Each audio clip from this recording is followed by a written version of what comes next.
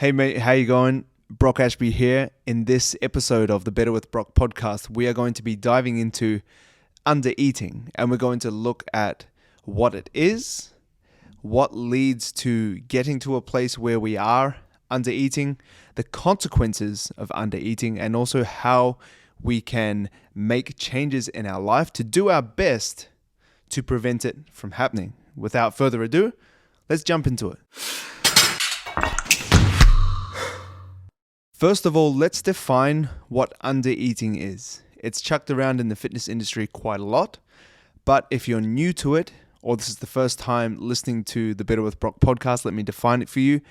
Undereating is simply consuming fewer calories than the body demands to maintain weight. That's pretty self-explanatory. And a question that I've had a few times is, how is undereating different from a calorie deficit? If you don't know what a calorie deficit is, it's what we need to lose weight. It's where we consume for fewer calories, than we burn. So if we burn 2,500 calories a day, but we only consume 2,000 calories, there's a 500 calorie deficit. And that is how we lose body fat. And how is undereating different from a calorie deficit? And the answer is, well, it's not really that different. If we're undereating, we are creating a calorie deficit. But the way that I would define the difference, if we read in between the lines, undereating is like a constant calorie deficit that just doesn't stop, and it becomes a lifestyle almost. It becomes an identity that someone has. I've had a lot of experience training people, and there is people that I have trained that have just been on 1,200 calories since they can remember. That's just who they've started to identify as, just someone that eats 1,200 calories, where that is a ridiculous amount of calories to live on. It can be put into context for a fat loss phase, but you don't want to be there for very long. And it's the same. I've had some men that I've trained, and they're at 1,600 calories, and they're training almost every day, which is a very, very low amount of calories to try and sustain their everyday life and support their physical activity. And it's just not enough. And that's who, this particular person kind of identified themselves as just a person that ate 1,600 calories and always sought out low calorie options. And I feel like that's the difference between undereating and just undergoing a calorie deficit. Is undereating's a bit more long term, it's a bit more permanent, and it begins to, morph into that person's personality as well. So that's just how I would differ undereating with a calorie deficit. I feel like people know how to utilize a calorie deficit, but then without them noticing, a calorie deficit, I feel, can turn into undereating if you're not aware of it. And that leads me to the next question I want to answer is, what leads people to undereat, to consume fewer calories than their body demands to maintain their weight, or eating under their maintenance calories? One would be body dissatisfaction, and that is just not being satisfied with your body, wanting to make a change. Often that is losing weight. So we begin to create a calorie deficit. But as I touched on previously, that can just continue to roll into a calorie deficit if we're not aware. So body dissatisfaction can be one, but that body dissatisfaction can also be in real life. If you wake up and you go to the bathroom, you take a leak, you look at yourself in the mirror and go, I'm just not happy with how I look.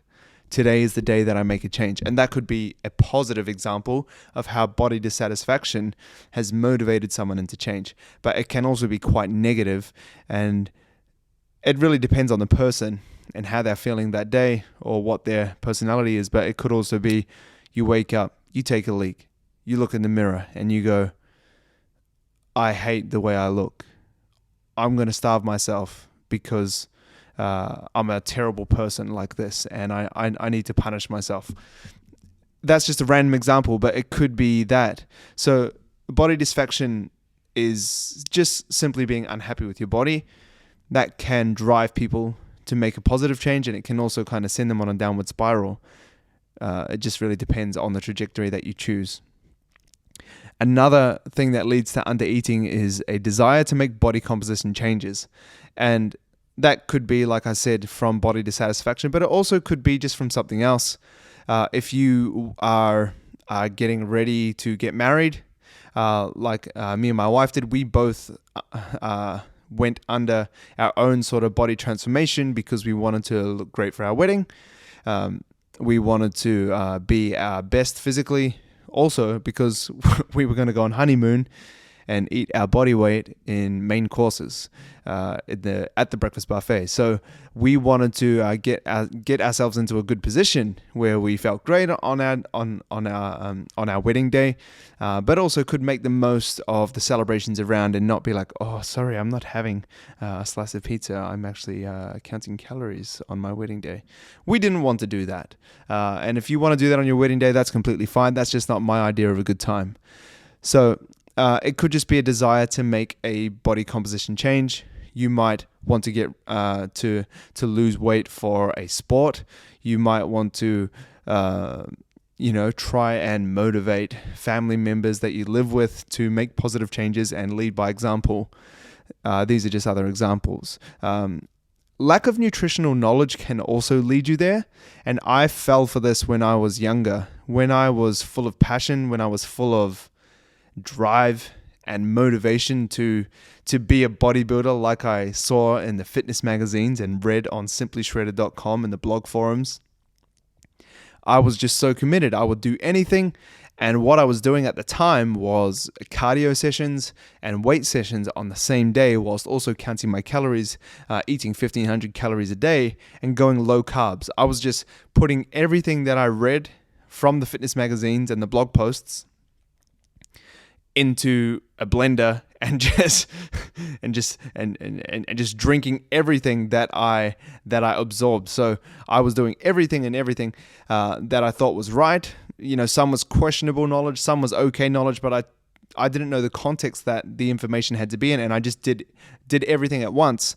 And that lack of nutritional knowledge definitely led me to undereating for a significant amount of time. I was eating 1,500 calories for, I can't remember if it was 3 months or 6 months, but it was a very long time. And I lost, how much was it? I lost 21 kg in a very short amount of time. It was something like 6 months. And that lack of nutritional knowledge, I didn't even know what a calorie was, but I was tracking 1,500 calories and I was just avoiding carbohydrates like the plague and just eating protein and eating fats and eating... I remember I had one time I was craving so hard. I was craving to have just a sandwich, and I had a sandwich with banana and peanut butter and honey in it, and it tasted like I had died and gone to heaven. And then the guilt just came over me and just smashed me. I felt terrible. So what did I do? I went out for a run, and then I went to the gym, and I kind of punished myself through exercise. So as you can see, this is not healthy. But I didn't know any better because I didn't have nutritional knowledge, but I also didn't have training knowledge. So that lack of knowledge can really get you in sticky situations if you're not aware of it. I was just young and full of passion, like I said, and I still made progress. But I also think I did myself some disservice with my relationship with food, with my energy levels, etc. I mentioned before, sports can get you to undereat if you want to do a weight cut, or you want to make a certain team that has to be under a certain weight, or you're getting ready for a fight. Let's say you do jiu-jitsu and you're about to compete in the 88 kg category and you're 92. You have to go undergo a calorie deficit to drop body fat. You could stay in that calorie deficit too long, fall in love with looking lean, and just stay there. That's another example. Social media. Social media can lead you to undereating in many ways. You could be following fitness influencers, personal trainers, online personal trainers, and they could be sharing their meals, and maybe they are posting that they eat 1,200 calories a day and they have kale smoothies for breakfast, and then they have a green juice for lunch, and then they have a naughty snack of a handful of nuts, and then they have, a little portion of salmon with brown rice and bok choy, and then they might treat themselves to a little yogurt that's 120 calories for dessert, and then they finish on 1200 calories, and it's almost seen to you as that is the way forward. That's how I kind of move towards looking like this fitness influencer. You could fall for that. So just simply following someone's stories and what people eat from day to day, whether that's even what they eat or not, you could be seeing that as okay, that's what they've done. That's also what I have to do if I want to take my body transformation serious. I had Leah Simmons on the podcast. If you haven't watched it or listened to it, check it out. And she was talking about how when social media first came along and she was getting into fitness, she used to make these perfect little plates of food that were all nutrient dense, that were low in calories, that were high in protein. She'd take photos and take and create content around this meal, and then she would just slide it in the bin. Because she wasn't eating those foods. She wasn't actually eating. She was severely undereating. She was starving herself to maintain this image that she thought was healthy. And we could be following that and trying to eat those meals, not even knowing the dark side of the fitness industry, where that probably still happens today. Not everything that you see on social media is what it is, but also on social media, there's people with incredible genetics that are just lean year round. There are also people that are enhanced athletes taking PEDs or performance enhancing drugs and not disclaiming that. And you thinking, man, this guy, he looks jacked all year round. His chest is huge. His biceps are pumping. His body fat's low. He looks like 8% and he's just there all year. So you start thinking that's what's normal, or that's what's achievable. I can look like that all year round because this guy does. So you try to stay lean all year round. And for you to stay lean all year round, you have to stick to a very low calorie deficit diet and stay on these poverty calories. And then you fall into that category of undereating. So social media is great for many reasons, but it's also, can be a place that really damages people in their fitness journey too, because there are some great coaches online, and then there are some that have just achieved this amazing physique by hard work and determination and share what has worked for them, which may not be the best practice for you. Lack of awareness that it's happening, that is a big one that got me with undereating. I didn't even know I was undereating. I was just like, it's 1,500 calories, all right? I'm always hungry. I'm always slightly bothered. I'm hangry 24/7, but this is just what it takes to look lean and to drop body fat. I just had no awareness. And this is kind of similar to the point of having lack of nutritional knowledge or training knowledge. What you don't know, you don't know. And what you aren't aware of, you cannot change. So that's why I always push education, and I post education. My clients have a ton of educational videos when they sign up to Team Brock Ashby. If you want to, you can just hit the link in my bio on my Instagram or just go to my website. But education is something that is huge, and it's something that I've really grown to love in all aspects of life, not just fitness. I'm currently reading the 48 Laws of Power at the moment, and even just listening and just growing and feeling like you're progressing in some way, shape, or form is a great feeling that I really like. But having that in the area of fitness can just help you stop wasting time. The time wasted can be huge for you in fitness if you aren't aware of what you're doing. So education is a great pillar to kind of stand on. And one thing that we can fall into when we are looking at creating a calorie deficit, and let's say we do fall into undereating, is falling into something that I fell into, which was an eating disorder. I didn't get diagnosed by someone, but after having Sarah Liz King on the podcast and just analyzing what my life was like, what the thoughts were running through my head at that time, I definitely had one when I was on this 1,500 calorie diet. I was obsessive. I only thought about food. I avoided social situations where we went out for dinner. I'd make excuses to go home or just simply tell them no to their face because I thought I was more committed than other people. I thought I was determined to be great, and this was what was required to do so. And I'm not afraid of hard work, and I thought this was the hard work that had to be done. But really, I think it was an eating disorder covered up with excuses. And once again, I didn't know at the time, but it's quite easy to fall into that and just get obsessed with food and counting calories and getting really stuck to a certain amount of calories, thinking of foods such as good foods and bad foods, which I definitely had, which is also known as dichotomous thinking or black and white thinking. That's often not how the world works. There are some definites in the world. There are some black and whites. There are some yes and no's, but most things in life are not dichotomous. They are nuanced, they are gray, and context has to be there. And the same is with food. If you look at foods as bad or good, if you eat a bad food, then you might think you're a bad person. Then that's going to make you feel guilty. And then that might lead to a binge eating episode where I found myself a lot too. So you have to be careful with how you look at food. I encourage flexible dieting. I think that it's a great concept. I think that it allows you to have a realistic and holistic way of looking at nutrition, but I won't go too much into that. I did have a piece from a study that I wanted to read out around eating disorders and undereating. Here we go. Overall, the risk to experience any form of ED or eating disorders was increased in athletes when compared to non-athletic controls, 13.5% to 4.6%. So ultimately what that's saying is athletes are more likely to get eating disorders. So this is around athletes versus non-athletes, but it just does kind of paint a picture in terms of the reality of this happening.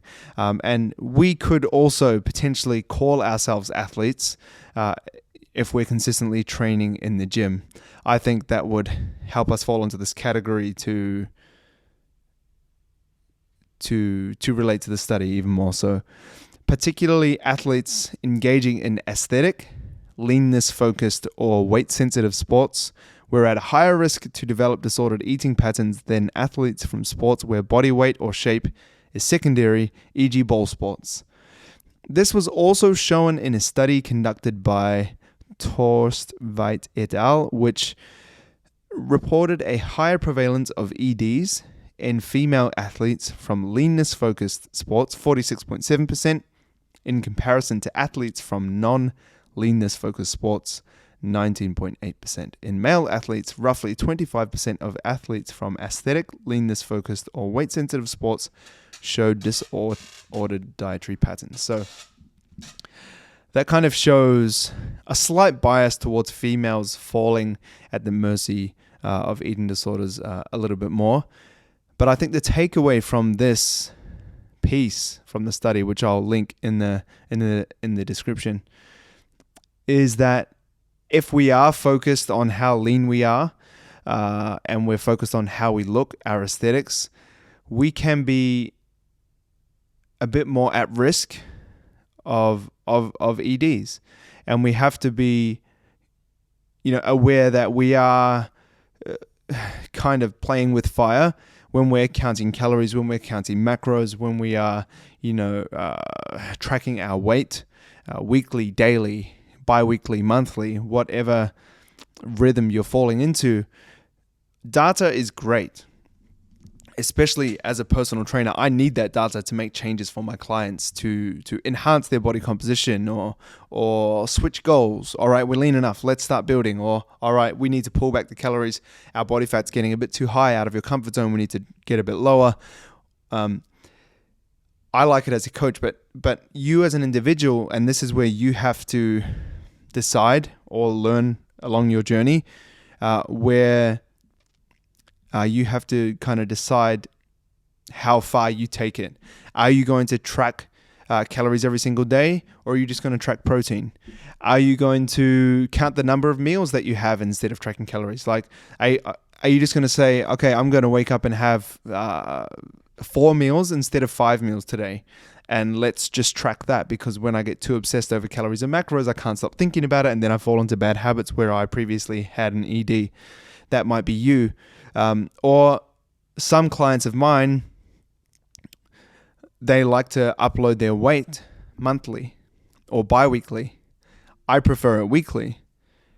Personally, I do it daily, but that's because I have a mindset that can pull my worth, my self-esteem away from these numbers and just look at them as data. I think it's because I've almost desensitized myself to it, because I'm a coach and I just see people's weight every day. I see photos of people's bodies, every single day. And I'm just like these people. I'm just another body. I'm just another lump of muscle and a lump of fat.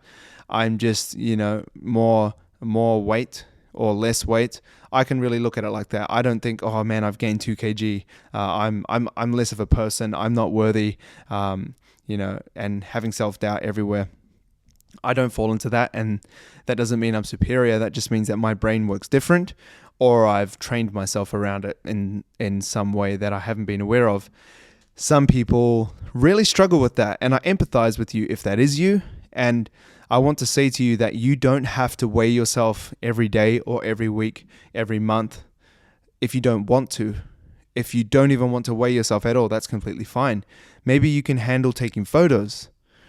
Maybe you can handle just measuring your waist. And you could measure it and go, okay, my waist is 40 today. And then you could measure it in 2 months and maybe it's 36. So you've lost 4 centimeters off your waist. That's a very positive result. You haven't tracked too accurately to potentially impact you negatively, but you've still seen a difference. The only reason I like a higher frequency of tracking data around body metrics is because that allows me to make more changes if I need to, or it allows me to track what's going on more accurately.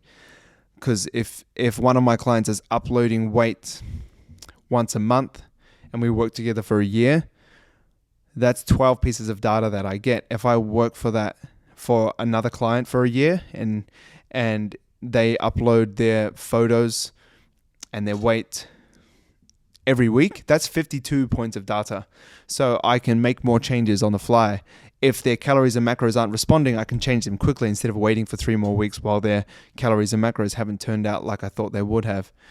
So that's just why I like to, as a coach, and personally, I can be quite strict on myself because I can handle it. So I weigh myself every day.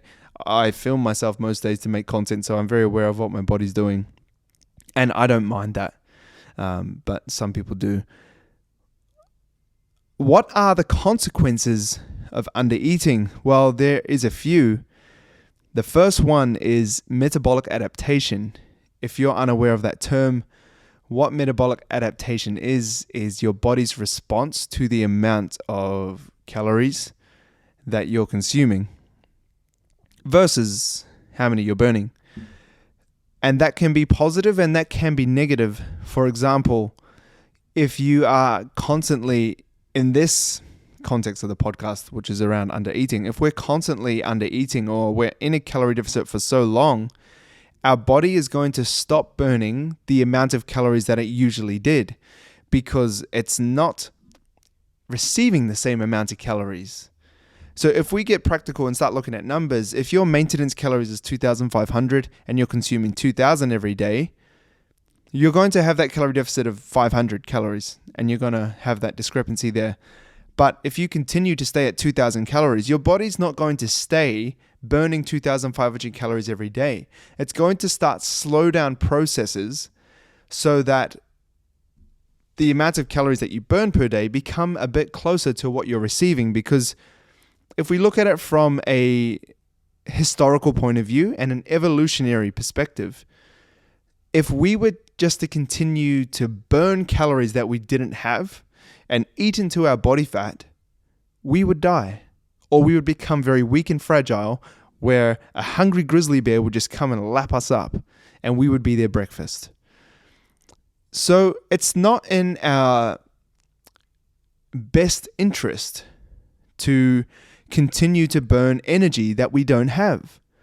It does happen to a certain point, but then our body starts metabolically adapting to the amounts of calories that we're consuming, and it starts slowing it down. It starts preserving your energy. It starts slowing down how fast you move. And these influences happen to help you ultimately maintain your body weight, because your body wants you to stay the weight that you are. Your body wants to sit at homeostasis. It doesn't want to lose body fat, because that body fat is what we're surviving off.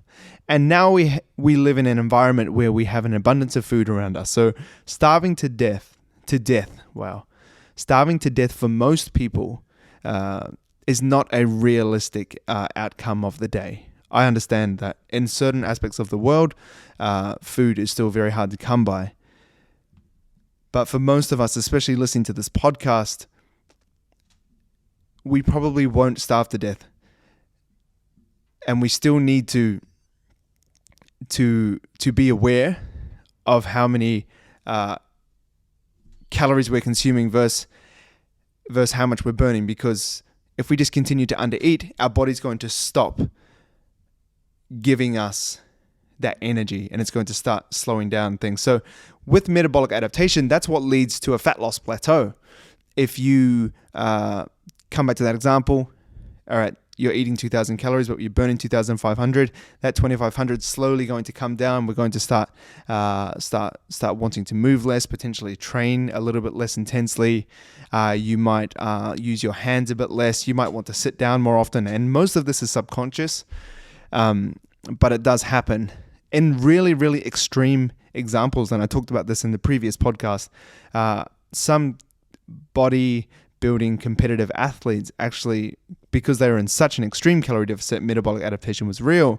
They were blinking slower, like they were so lethargic, because their body was like, if I just keep blinking as fast as possible, that's energy that I'm wasting. So they were like, their body was that desperate to preserve energy. So metabolic adaptation can occur. Low energy availability can also happen, LEA. And that represents a state in which the body does not have enough energy left to support all physiological functions needed to maintain optimal health. So it's similar to the definition of undereating, but it kind of adds in, you're not getting enough nutrients, calories, micronutrients, all these things, energy to support your physiological functions to maintain optimal health. So low energy availability is kind of like your health is deteriorating. And that's the seriousness of undereating. The mild seriousness is, okay, your energy is going to be impacted, but then the great consequences, your health is going to become a concern if you just continue to undereat. And real serious problems can happen. And when you're in this state of low energy availability, many things can happen. Potentially, females can lose their period, or their menstrual cycle, which is known as amenorrhea. You can have decreased performance, and that's just simply because you're consuming less fuel, right? Less gas in the gas tank. You're just going to get more tired. Your body's going to be like, well, why would I exert all this energy because I'm only getting 1,200 calories a day? I can't train as if I'm eating 2,500 calories today because I just don't have that energy. So it's not going to do that. Potential loss of muscle mass. It is harder for protein synthesis to occur if you're not consuming enough protein, but also not consuming enough overall calories. So that may happen. Poor recovery. If you're not having, once again, enough micronutrients, enough macronutrients, enough calories overall, it's going to be harder to recover. And then that kind of just keeps snowballing into, okay, so you can't recover enough. That means you can't train hard. You can't train as frequently. But then if you're not training as frequently, when you are training, you have less performance because you have less energy. So then that's going to add into losing muscle mass. And then you're going to be more lethargic. You're going to have potential brain fog throughout the day. You can drink as much caffeine as you want, consume as many stimulants as you want, but low energy availability and constant undereating is going to catch you. I tried to run away from it for ages, and I ended up crashing and burning.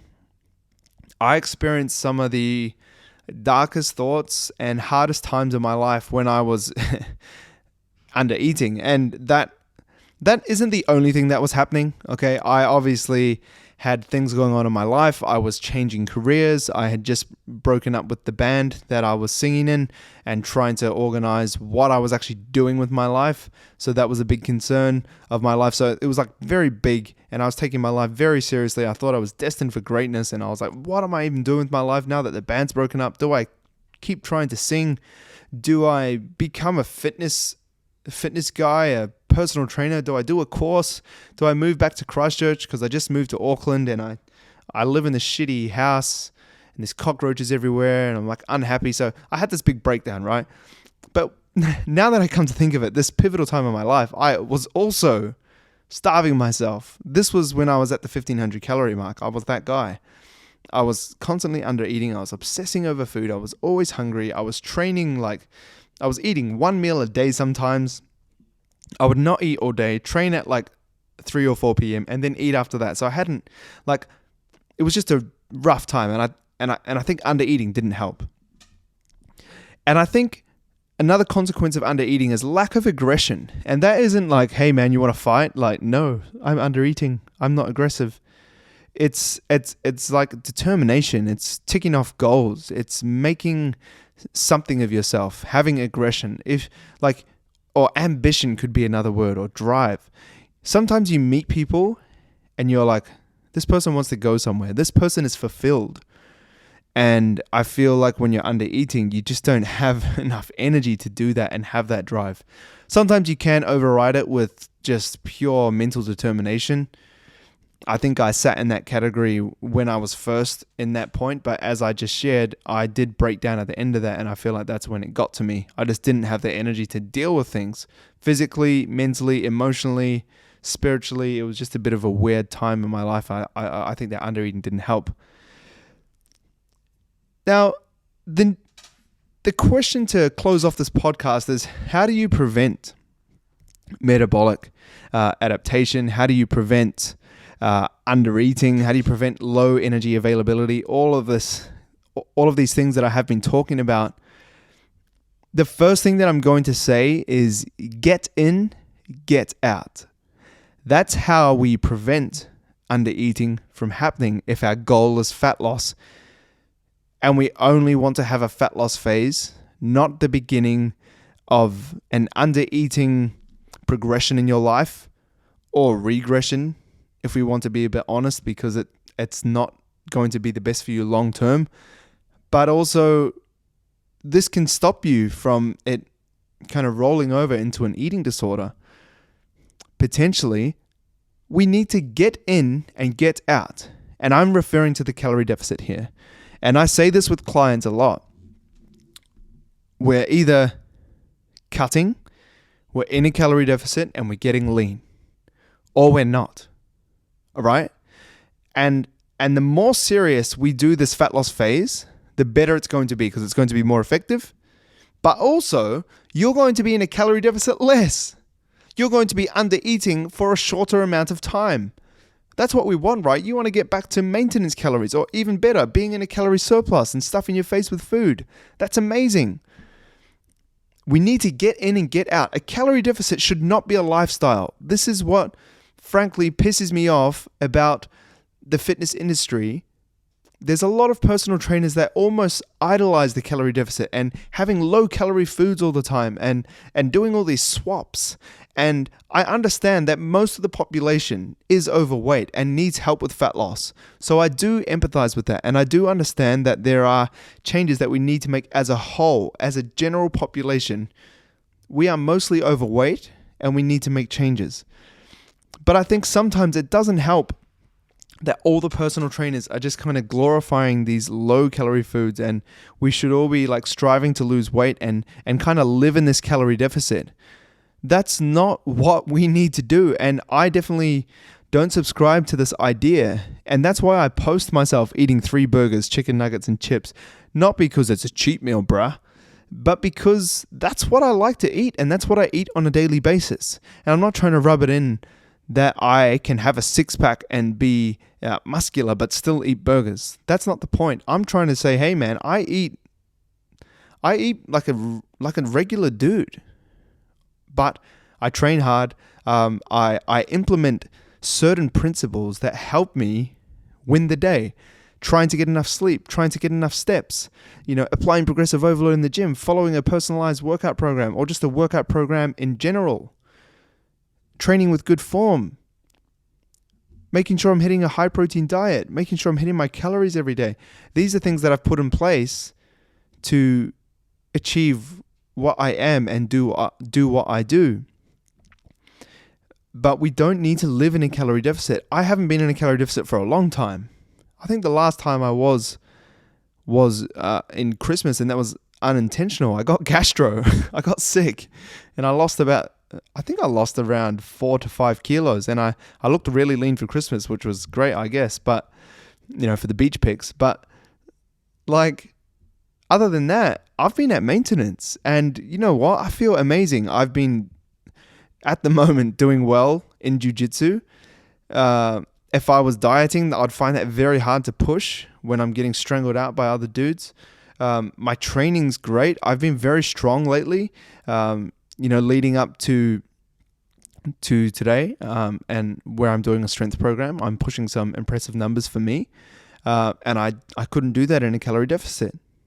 A calorie deficit is just where you lose body fat, and I just want you to look at that as that. It's not a lifestyle. It's not where we hang out. It's not where I was on 1,200 calories. I'm just going to stay here. No. You don't stay there. You get to the body fat that you want to, and then you maintain your weight or you increase your weight, because body composition is cyclical. We go through stages. We lose body fat, and then we either maintain or we increase muscle mass, which generally comes with a bit of body fat. We don't just hang out and lose body fat and just keep going. I need to lose more body fat and just do that. I need to lose more body fat and just do that. I need to lose more body fat and just do that. That's how you end up on 1,200 calories for 3 years with low energy availability, and your life's falling to shit. I'm sorry. That sounds really full on. But a lot of people end up there, and I don't want you there. How else do you prevent undereating? Set yourself some performance-based goals. Often when we start training, we have aesthetic-based goals. How we look. We want to look a certain way. We want to have a certain amount of abs. We want to see a certain number of striations in our shoulders or our glutes when we tense in the mirror. But as we get more advanced, and even when people start off with me, they get access to a video that I've made called Performance-Based Goals. And it encourages them to set some performance-based goals. Now, what are they? They're goals where we are looking at performing. How much can you bench press? How much can you squat? How long can you plank for? How many push-ups can you do? How high can you box jump? Think of ways that you can set goals that rely on performance, how you apply yourself as opposed to just what you look like. Because if we set performance-based goals, it shifts our mind to, do I have abs? What do I look like? To, what can I do? Am I getting stronger? Is my technique good? And when we think of performance-based goals, it just puts us in the right frame of mind to become an athlete. I'm not saying that bodybuilders aren't athletes, because they are. But bodybuilding is ultimately a sport where you build as much muscle as possible, then you drop as much fat as possible, then you stand on stage with fake tan in a G-string and get judged on how you look. That can have very detrimental mental health impacts for some people. what I would recommend for most people that probably would never compete is just focus. Yes, we're always going to have this thing in the back of our mind of what do we look like? I get that. All right. I'm not immune to that. I still care about what I look like. When I see my body fat getting too high, I go, look, Brock, let's chill out on those 3 burgers tonight. Let's have 2. But we need to focus on those performance-based goals because they really help us shift our perspective away from just what we look like. And when we get obsessed with what we look like, often that lends us to trying to get lean and then getting stuck in cyclical undereating. How do you prevent it?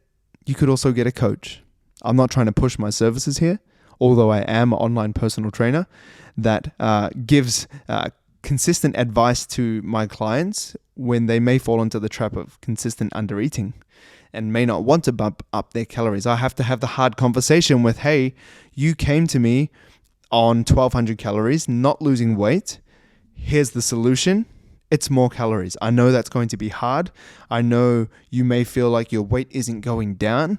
I know you may feel like you're bloated. You may feel like your pictures look worse. You may feel like you're not yourself, and you may struggle with this mentally and emotionally, but this place of higher calories is going to get you from low energy availability to having enough calories in your body to support your physical activity, to support the physiological functions that your body needs to undergo to recover from the physical activity that you're doing. And those are the hard conversations that I've had with so many clients. I'll be honest, I've had more with female clients than male. And I think that ties back into the study that we read out earlier that kind of hinted to the fact that females can be more subject to this. But low calories forever is not the answer to getting lean. If you're already not getting lean and you're on low calories, it means that there's a problem that we need to address, as opposed to, I'm not losing weight on 1,200 calories. I'm going to go to 1,000. Because then when you stop losing weight on 1,000, you go, I'm going to go to 800. That is such a low amount of calories to have for one day. I don't want you to be there. And that's why I encourage you to continue to ask yourself, should I keep dropping your calories, or should I increase them, or should I get a coach to help me get out of this because I just keep digging a deeper hole that I can't get out of? We also need to understand what maintenance calories are. I literally had an email yesterday and today around a client who was like, hey, I'm getting close to the body fat that I'm at, but I don't want to, do I have to go to maintenance or to calorie surplus if I want to build muscle?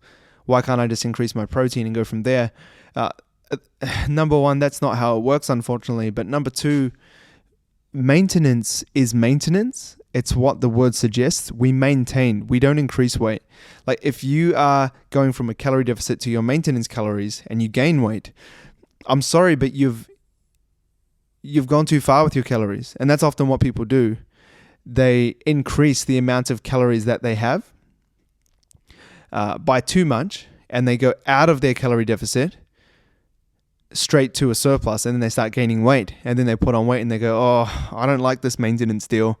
I'm going to go back to a calorie deficit because I need to get lean again because I just put on body fat from going to maintenance. But what they actually did was they went to a calorie surplus and they consumed too much. So what I want you to understand is maintenance calories is maintenance. And if you're gaining weight, you're not on your maintenance calories. You're on a calorie surplus. So keep that in mind.